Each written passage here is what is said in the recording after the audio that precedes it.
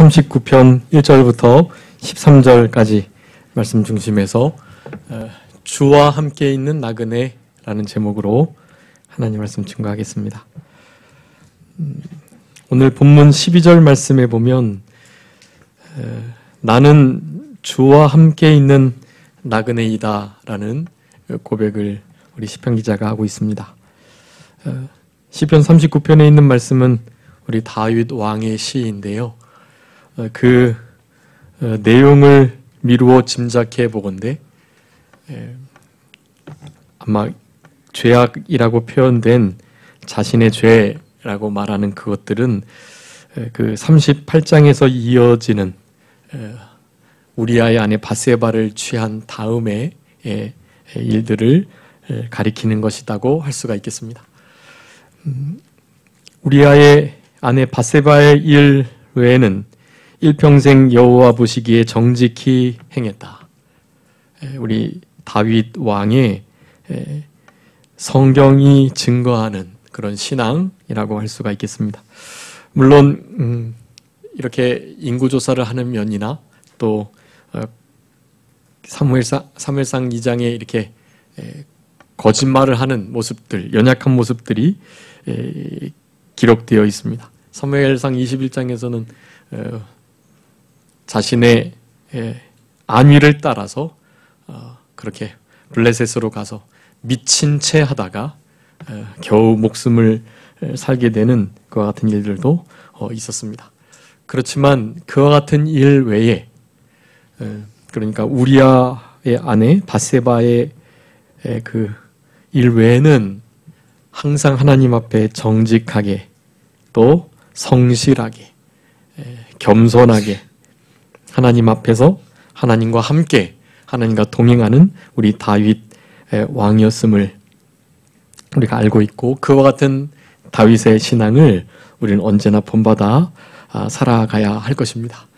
특별히 범죄한 이후에 하나님을 어떻게 대하는가, 사람들을 어떻게 대하고 그 죄의 문제를 어떻게 해결하는가, 우리는 철저하게 다윗의 모델을 따라서 그렇게 살아가야 할 것입니다. 물론 다윗과 같은 간음죄를, 살인죄를, 거짓말하는 죄를, 공동체에 큰 해악을 끼치는 일을 안 해야만 하고요.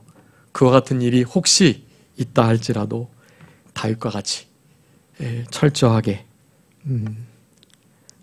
자신이 2번 죽는 것처럼 그렇게 회개하는 일을 할 때 우리 주님께서는 그와 같은 연약함을 들어서 더 강한 일에 사용하시는 우리 하나님이신 것을 감사하면서 그렇게 우리의 인생길을 걸어갈 수 있게 될 것입니다.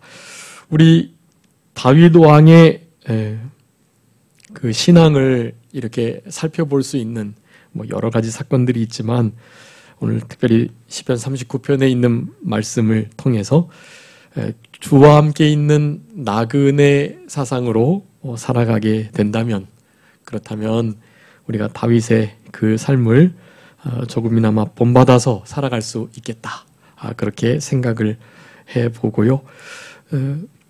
개역 개정 성경에서 조금 더 그 의미를 분명하게 이렇게 기록하면서 오늘 제목과 같은 말씀이 나오게 되었습니다. 개역 성경에는 그렇게 나와 있지 않고요.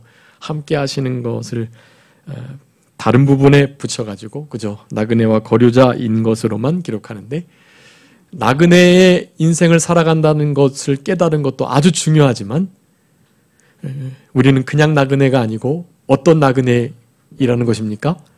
주와 함께하는 나그네이다. 지금 이제 우리 맥체인 성경 읽어가고 있는데요. 저도 이제 개역 개정을 지금 이번 해에 처음 읽어가는 중에 있기 때문에 개역 성경과 다른 점들을 이제 좀 비교하면서 읽고 있는데, 이 단어가 너무 많이 마음에 와 닿아서 아마 39편이면 어저께인가 읽었던 것 같은데, 그래서 말씀을 이렇게 준비하게 되었습니다.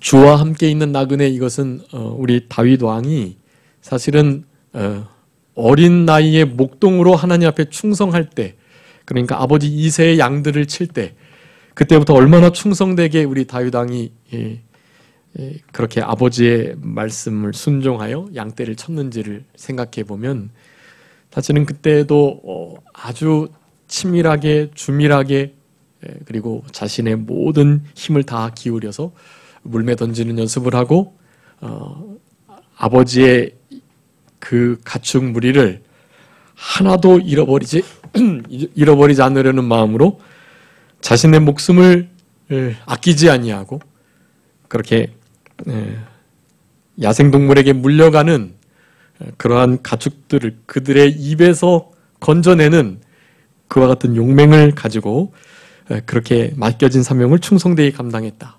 근데 그것은 결코 그냥 이루어지는 일이 아님을 우리는 알아야만 합니다. 그것은 그때부터 이미 누구와 함께 했던 것입니까? 주님과 함께 했던, 이 땅에서 소망 두지 않고 만약에 가축을 구하다가 내가 다치거나 야생동물에게 오히려 공격을 당해서 죽는 한이 있어도 그것 내 일을 감당하다가 죽는 것 괜찮은 일이다 라는 생각을 가지면서 아마 그때부터 그 나그네 사상, 이 땅에서의 삶이 그리 길지 않음을, 그리고 맡은 바 일에 충성을 다하며 죽게 하듯 하는 것, 그것이 참된 신앙임을, 오실 그리스도를 믿는 그러한 참된 신앙인임을 우리 다윗이 깨달았던 것임을 그렇게 생각해 볼 수 있는 것입니다. 그러기에 다윗 왕의 정말 여러 귀한 신앙들이 참 많은데요. 그 신앙 중에 오늘 본문의 이 단어 주와 함께 있는 나그네, 이것이 우리 다윗 왕의 그 중심에 있었다. 죄를 범하기 전에도, 죄를 범하고 난 후에 철저히 회개한 뒤에도 여전히 주와 함께 있는 나그네임을 잊지 않고 그렇게 모든 상황들을 주님의 뜻대로 해결해 나가려는, 받아들이려는 그런 마음을 가지고 살아갔던 것, 우리 다윗 왕이 그와 같은 신앙을 본받아서 우리들도 다 나그네인데요. 이 광야와 같은 인생길, 주님과 함께하는 나그네로 우리의 영원한 본향인 저 천국을, 가나안을 향하여서 힘써 다름박질하는 우리 주님의 다시 오실 날을 사모하며 잘 준비하고 기다리는 그런 우리 모두가 되어야 되겠습니다. 우리 주와 함께한 나그네의 마음, 그 마음을 오늘 본문에서 크게 세 가지로 살펴볼 수가 있겠습니다.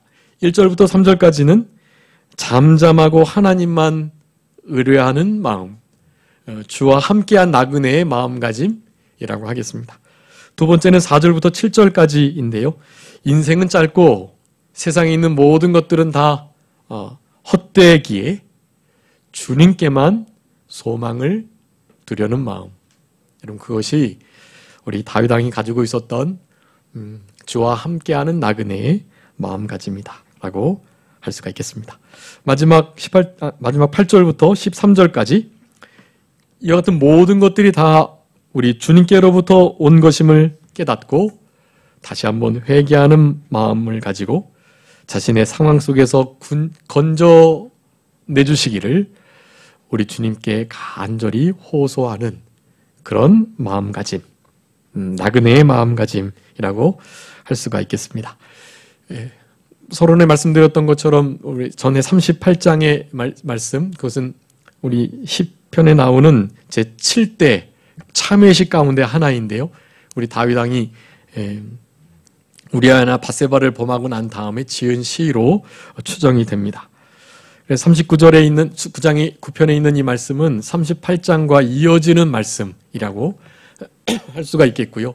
그 구성이 특별히 시편 62편과 많이 닮아 있는데 그 때가 죄송합니다. 얼추 비슷한 것을 우리가 짐작하면서 다윗이 어떠한 상황 속에 정확하게 처해 있는지는 알지 못하지만 나중 맨 마지막 절에 건강을 회복시켜달라는 말부터 시작해서 원수들의 이야기를 이렇게 하는 것을 보면 아무래도 밧세바의 그 일 이후에 하나님께서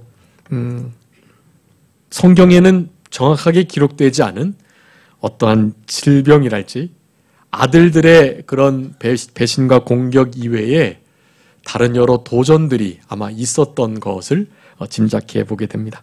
인생의 그 말년에 참여하면서 썼다는 그런 해석도 있는데요. 그것도 배제할 수는 없지만 38장과 더불어서 그 범죄 사건 이후에 기록한 시로 보는 것이 더 적당하겠다라고 할 수가 있겠습니다. 그 세 가지의 마음 상태, 여러분 이 마음 상태를 지금 우리의 삶에 적용하셔가지고 우리 다윗 왕이 주와 함께하는, 함께 있는 나그네로서 여러 가지 어려움들을 우리 주님 앞에서 잘 해결함 받으시는 그런 귀한 하나님의 권속들이 다 되셨으면 좋겠습니다. 먼저 잠잠하고 하나님만 의뢰하는 마음, 주와 함께 있는 나그네의 마음이다. 1절부터 3절까지인데요. 1절에 보니까 행위를 조심해서 혀로 범죄하지 아니하겠다라고 말씀합니다. 다윗이 자기 나름대로 그 사정을 변명하거나 또 그럴 수밖에 없었음에 대하여 이렇게 읍소할 수가 있었는데 우리 다윗 왕은 그리하지 아니하였다라는 것입니다. 자신의 죄 때문으로 인함이기 때문에 자신을 공격하는 그 원수들 그리고 나를 힘들게 하는 그 사람을 말로써 공격하고 정죄하고 대적하지 않았다라는 의미를 말씀하는 것입니다. 애매히 고난당할 때는 그러면 그렇게 해도 되는가? 사실은 그것도 잠잠해야만 합니다. 그때는 주님을 생각하며 참아야 하고요. 이와 같은 범죄로 일함일 때는 당연히 참아야 하고요. 우리를 공격하는 그들을 우리가 비방하고 비난하고 그들을 공격해서는 안 된다라는 것을 우리들에게 말씀해 주고 계십니다. 그냥 지나가는 거니까요. 거류자와 같으니까요. 이 또한 지나가리니 주님과 함께 계시면 주님이 함께만 하시면 되니까 그저 물론 그 주님께서 나에게 주시는 징계의 힘이 분명하지만 주님께서 내가 그와 같은 죄 지은 것에 대해서 마음 아파하는 것을 아시고 그래서 철저히 회개한 것을 알고 계시니까 물론 고의로 고범죄를 졌지만 그래서 회개하기가 정말 어렵고 너무나 가슴 아프지만 우리 주님께서 그것을 아시고 또 징계를 통해서 그 회개하는 일에 이르름으로 결국 복 주시기 위함인 것을 알고 있으니까 주님께서 주시는 그 징계의 채찍 그것이 사탄의 공격들과 또 이웃나라의 공격 자신이 사랑했던 신임했던 종들의 신하들의 배신일 수도 있고 특별히 아들들의 배신들이 좀 있었는데 그와 같은 일들을 당할 때 그들을 힐난하지 않았다. 압살롬에게 쫓겨 도망가면서 시므이가 따라오면서 저주를 하는 것입니다. 비루한 자여 떠나가라 떠나가라. 재를 던지고 돌을 던지면서 다윗 왕을 그렇게 모욕하였습니다. 그런데 다윗 왕이 어떻게 반응했습니까? 가만 두어라. 옆에 있는 군대 장관들이 당장에 가서 단칼에 베버릴 수 있었거든요. 가만 두어라. 저가 저렇게 하는 것은 누가 시키신 것이다? 여호와 하나님께서 시키신 일이다. 그가 시키지 않으면 저가 저런 말을 할 수 없다. 하나님께서 저도 하나님의 시키신 일을 하는 것이다. 하나님께서 좀 나의 이 원한을 풀어주셨으면 좋겠다. 저의 시므이의 저 같은 저주의 말을 하나님께서 축복으로 좀 바꾸어 주셔서 나의 원통함을 억울함을 풀어주시고 신원해 주셨으면 평강으로 갚아주셨으면 정말 좋겠다 하는 소원만을 가졌던 다윗이었던 것입니다. 모든 일이 주께로 왔음에 대하여 분명히 인식하는 자, 행위를 조심하고 혀로 범죄하지 않는 그러한 참된 주와 함께 있는 나그네의 삶을 살아갈 수 있겠다라는 것입니다. 9절에 그 말씀을 하고 계십니다. 내가 잠잠하고 입을 열지 아니하는 것은 왜 이라고요? 주께서 이를 행하셨기 때문이다. 주님이 그렇게 하게 하셨다는 거예요.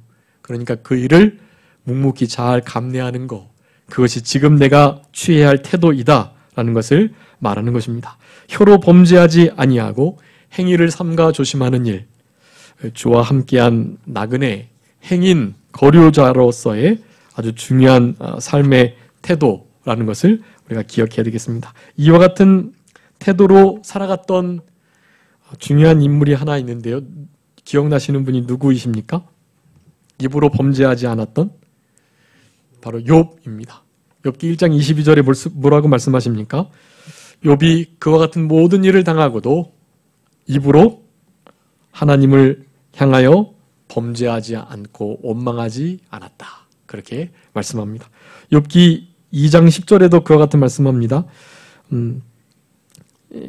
아내가 이제 그렇게 아내까지도 차라리 그저 하나님을 원망하며 또 저주하면서 그렇게 죽어라 라는 말을 했을 때 당신의 말이 우매한 여인, 어리석은 여자의 말과 같다 라고 말을 하면서 우리가 하나님께 복을 받았는데 화도 받는 것이 당연한 일이 아니냐라고 말씀하며 욥이 이 모든 일로 입술로 범죄하지 않았다 그렇게 말씀합니다.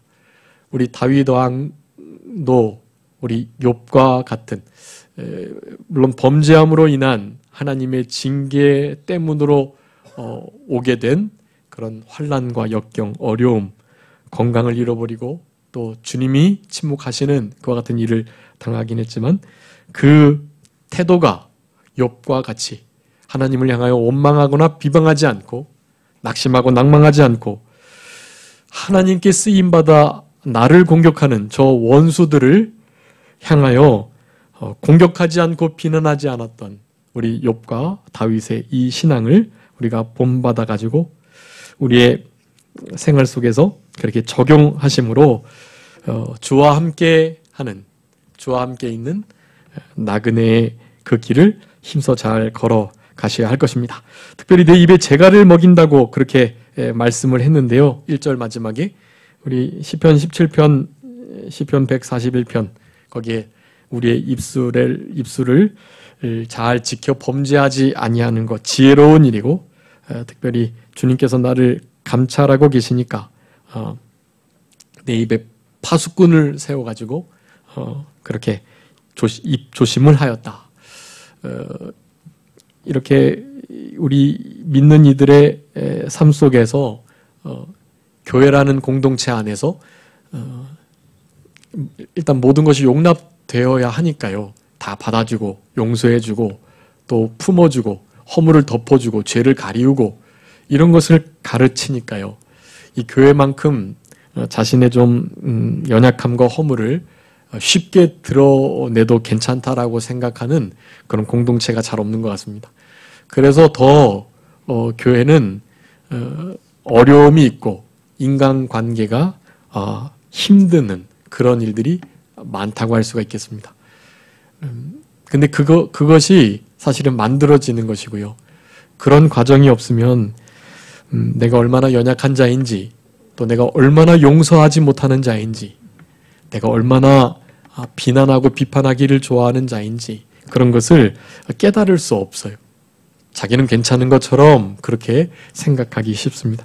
하나님께서는 그런 걸 잘 드러내시고자 교회의 신앙적 원리, 성경의 진리에 입각해서 모든 이들의 허물과 죄를 가리워주고 덮어주고 용납하고 관용하라고 말씀하며 그렇게 특별히 입술로 비방하거나 비판하거나 입술로 범죄하는 일들 그런 일들이 많아지더라도 그런 것들을 일단 내가 당사자가 되지 않도록 힘을 써야 하고 다른 지체들 혹은 또 믿지 않는 이들 이런 이들이 우리를 향하여 그렇게 말로 공격할 때 지금은 이제 우리 인격이 인격살인이라는 말로 이렇게 사람들을 죽일 수 있고 폭력을 할 수 있다는 언어 폭력이라는 단어들이 쉽게 이제 이해가 되고 오르내리고 있기 때문에 요즘에는 그런 일들이 사실은 사뭇 적어지긴 했는데요. 그래도 여전히 말로써 다른 사람들을 힘들게 하는 경우가 참 많은 그런 시대 속에 살아갑니다. 성숙한 교회라는 것은 그런 일들이 점점 적어지는 교회이고요. 그럴 때에는 이제 조금 더 인격적인 다른 공동체보다 조금 나아지는 그런 교회의 모습으로 자라나는 것입니다. 그렇지 않을 때에는 보통은 교회 안에서 그렇게 용납되고 받아지는, 가리워지는, 덮여지는 일들이 있기 때문에 좀 말이나 생각을, 그렇게 행동을 함부로 하는 그런 성숙하지 못한 그런 멤버들이 권속들이 있을 수 있음을 우리는 생각하며 그거 당연한 일이다. 자연스러운 일이고 그와 같은 것들을 먼저 된 자들이 잘 받아주고 용납하는 그런 모습으로 하나님의 몸된 피로 값주고 사신 교회를 주님의 뜻대로 그렇게 함께 지어져가는 성전으로 잘 만들어가는 일이 필요하다라고 할 수가 있겠습니다. 이와 같은 잠잠하고 말하지 않고 하나님만을 전적으로 신뢰하고 의지하는 주님이 알고 계시니까 주님께서 신원하여 주시겠지 하는 마음을 가지고 하나님만을 신뢰하고 의지하는 그런 주와 함께하는 나그네의 삶을 살아야 되겠습니다. 두 번째는 4절부터 7절까지 인생이 먼저 짧다는 사실, 그리고 세상에 있는 모든 일들이 너무나 일시적이고 상대적이고 헛되다는 사실, 이것을 분명히 알고 오직 주님께만 소망을 두는 마음, 우린 나그네 행인의 마음이다 라고 할 수가 있겠습니다. 나의 종말의 연한이 얼마나 되는지에 대해서 나의 날 계수함을 알게 해달라는 시편 90편의 우리 모세의 기도와 같이 우리 다윗 왕도 그렇게 기도를 드리고 있습니다.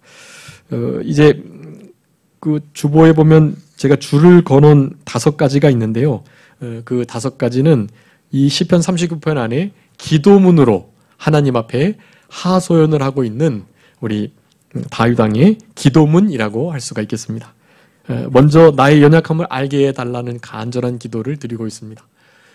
다윗은 이제 겸손했던 왕이었는데요. 그의 삶이 원체 하나님의 보호하심이 있어서 겸손한 삶을 지속적으로 유지했지만 어느 순간인가는 교만한 상태에 이르게 되는 그런 일들이 있었던 것입니다. 결론적으로 그의 결과로 우리 안에 밧세바를 범하게 되었던 것입니다.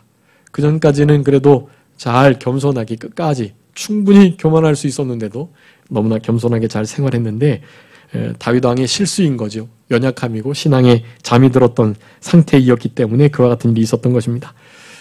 그 일 이후로 자신이 얼마나 연약한 자인가를 계속 하나님 앞에 알려달라는, 내가 얼마나 연약한 자인지, 나의 날이 얼마나 남은지에 대해서 분명히 기억하고 그날을 잘 준비하는 진짜 연약한 자로 그렇게 살아가기를 간절히 바라는 기도를 드리고 있는 것입니다.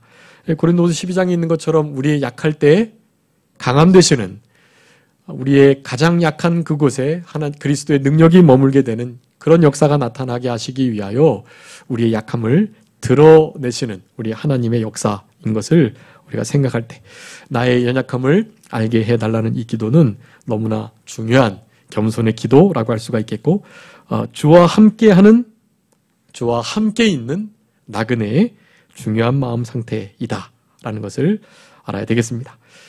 자신의 종말, 그 연함의 끝이 어딘지 언제까지인지를 알고 그것을 자기의 한계를 기억하고 절대자, 영원하신 분, 그분께 붙들리고 매달리고 그분과 그렇게 함께하는 것이 얼마나 중요한 것을 깨닫는 것, 자신의 연약함을 아는 그러한 일에 아주 중요한 신앙의 수단인 것을 우리가 생각하면서 언제나 그런 기도를 겸손하게 드리시는 우리들이 되어야 되겠습니다. 우리의 날이 마치 한 뼘 길이와 같다. 이 손 한 뼘 그 길이와 같다고 말씀하고요. 그리고 그것은 하나님, 영원하신 하나님, 광대하신 하나님 앞에 비춰볼 때 없는 것과 같다. 없는 것과 같다라는 말이 아주 우리들의 존재를 가장 잘 표현하는 것입니다. 먼지와 같다, 인생이 구더기와 같다, 티끌과 같다. 사실은 이것도 우리의 인생을 하나님 앞에 비추어 비교할 수 없는 그런 단어입니다. 그런 것도 과분한 거예요. 하나님 앞에 우리는 어떤 것과 같다고요? 없는 것과 같은 것이. 여러분, 우리 인생은 그렇습니다. 없는 것과 같아요. 없는 것과 같은 인생을 살아가는 우리들입니다. 근데 그 없는 것과 같은 우리들을 하나님께서 사랑하시고 하나님의 아들 독생자를 주셔서 예수님께서 죽어주심으로 우리를 영원한 생명 속에 살아가도록 하나님의 자녀로 우리를 이끌어 주신 것입니다.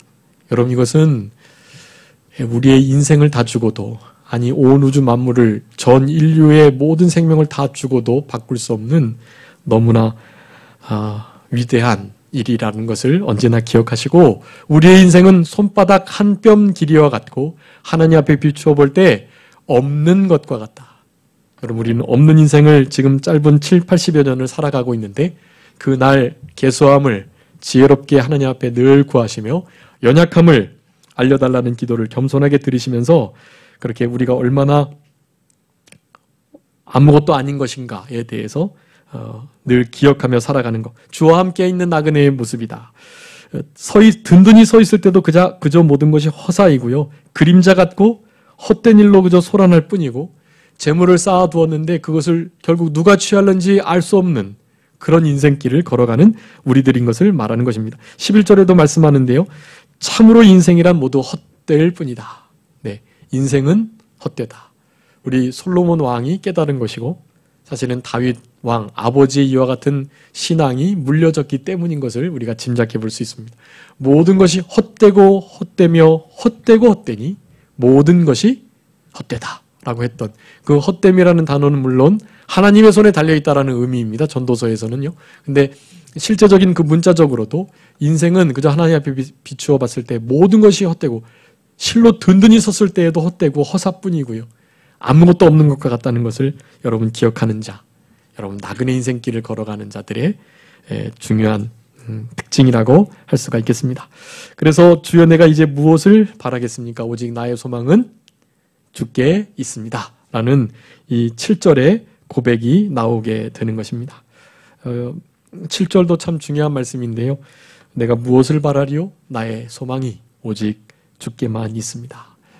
다른 거 소망 둘 수가 없죠. 없는 것과 같고 허사와 같은 일인데 거기다가 소망 두면 그거보다 더 큰 손해가 어디 있겠어요. 짧은 일평생 70, 80여 년의 이 삶을 영원한 것으로 바꿔야죠. 영혼에 삼킴바 돼야죠. 여러분, 그런 삶을 지금 살아가실 줄 믿습니다. 지금 그렇게 하시기 위하여 이 자리에 오신 줄로 믿습니다. 여러분, 그런 신앙으로 남은 때를 계속해서 전진하며 살아가셔야만 하는 것이, 마지막 8절부터 13절까지 이 모든 것이 주께로부터 온 것을 깨닫고 우리 다윗 왕이 다시 한번 회개하며 구원을 간절하게 호소하고 기도하는 마음. 여러분, 우리 다윗 왕의 주와 함께 있는 나그네로서의 마음가짐이라고 할 수가 있겠습니다. 3절까지는 사실은 입을 열지 아니하고 가만히 있겠다 그랬는데 어떻게 된 것입니까? 이제는 더 이상 말하지 않을 수가 없는 거예요. 주님 앞에 읍소하지 않으면, 하소연하고 아뢰지 않으면 자기가 불 붙는 것 같아서 견딜 수 없기 때문에 입을 연 것이, 입을 열었는데 원수 갚아달라는 말하는 것이 아닙니다. 무슨 말을 하고 있습니까?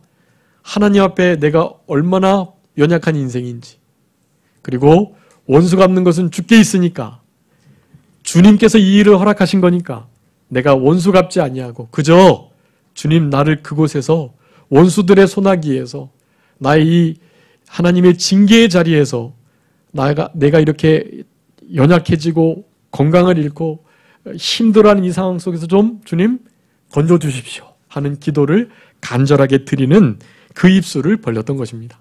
그런 입술을 벌릴 때 하나님은 반드시 들어서 응답하시고요. 하나님의 때에 하나님의 방법으로 하나님 친히 갚아주시고 응답해 주신다는 것을 우리가 확신해야만 할 것입니다.